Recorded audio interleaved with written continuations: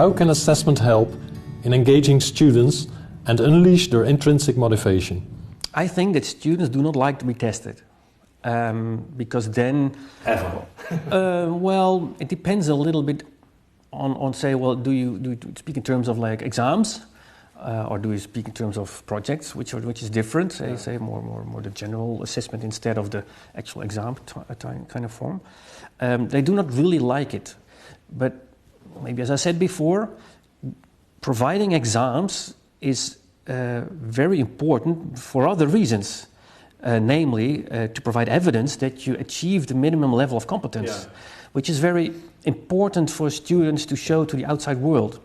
But also, students want to be sure that if they put in effort and time and all their cognitive abilities into acquiring a degree, which becomes more and more important in the future, and there is students who did not put in the effort, who did not have the cognitive ability, and they could pass anyway, that would not be fair for students amongst one another. And they really react to this, I know, from a case that we know from psychology at the University of Amsterdam, in which they said, well, for year one, we want to introduce compensating testing. So if you have a 4 for exam A, but you have an 8 for exam B, then they can be compensated so that you have, on average, a 6 or a 7, so you can pass.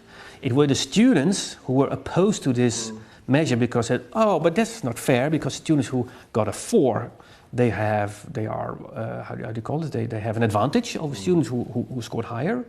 And they were very much afraid, they said, the student union, that the outside world and they self thought that the level of their education would be lowered, which they were really opposed to.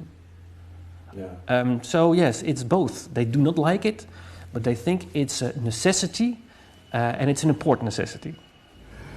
But if we look at modern education programs, then modern education programs have changed from an input model of learning, so many hours on this particular discipline, so many hours on that discipline, so many weeks in this particular practice rotation, to an outcome-based model of learning in which we define the outcomes at the end of training.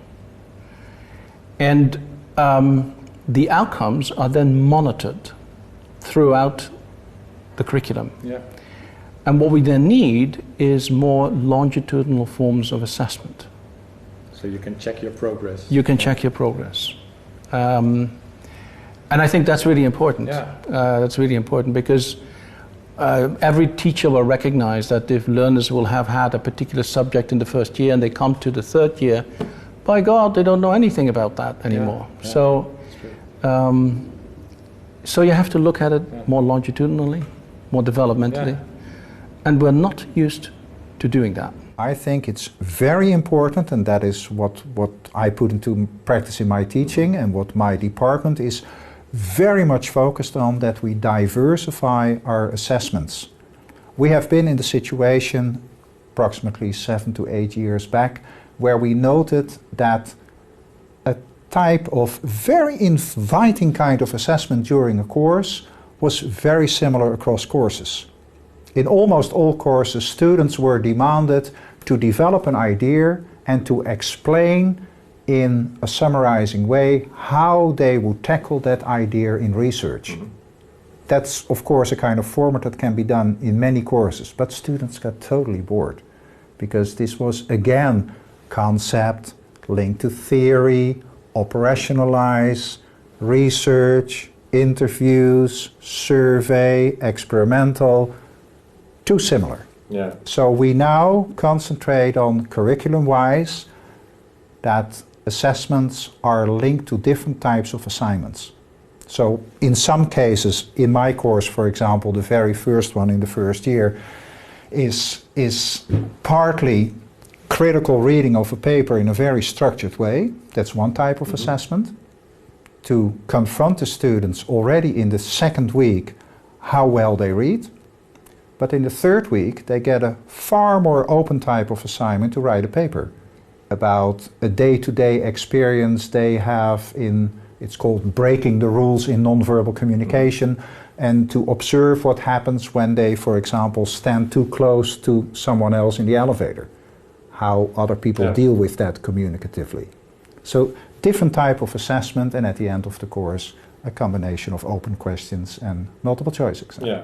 Well, students in particular like to be assessed, well, research says so, if the task they have to do for an assessment, may it be an MC question or may it be a project, resembles as much as possible the actual task they would encounter in the workplace or in research when they have done their studies or in the society as a whole. Research shows that such kind of tasks, in particular I like projects for this, or problems-based learning or whatever, they like those kinds of assessments the most, I think. Should feel relevant for them. It's the most relevant, they have time to adapt, there's intermediate feedback, they can learn with peers, they can work on societal relevant cases or workplace relevant cases. Yeah, I think they like that the most. You also see that when assessments are positioned in the professional context, they are more willing to work harder. Why is that? Because they want to become, with us, to become a good doctor. Yeah, so it's easily for them to connect it to the future practice. Yeah. I think that one of the most fundamental problems in education is the problem of transfer. That is, if you think you have learned something, you cannot automatically apply it to when you need it. Yeah. So this is a very fundamental problem in education. That's why modern education programs actually allow learners to constantly practice with transfer, basically through the provision of authentic tasks, either in projects, or in cases, or problems. And you challenge the learners, and then you get them engaged. Yeah. And the effect of engagement is that you want to do more of it, and time doesn't really count.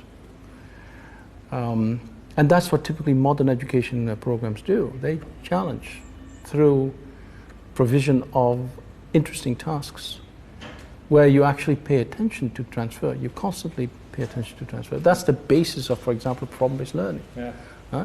You provide a problem as a challenge for the learning.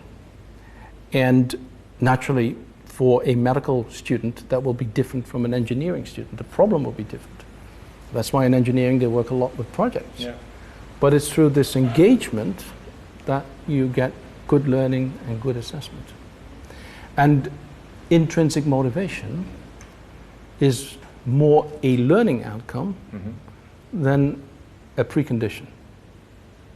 So that's a complication in assessment, that if you have a trajectory in mind across your course, towards the end of the course, you need to compromise every now and then on your actual grading policies. Yeah.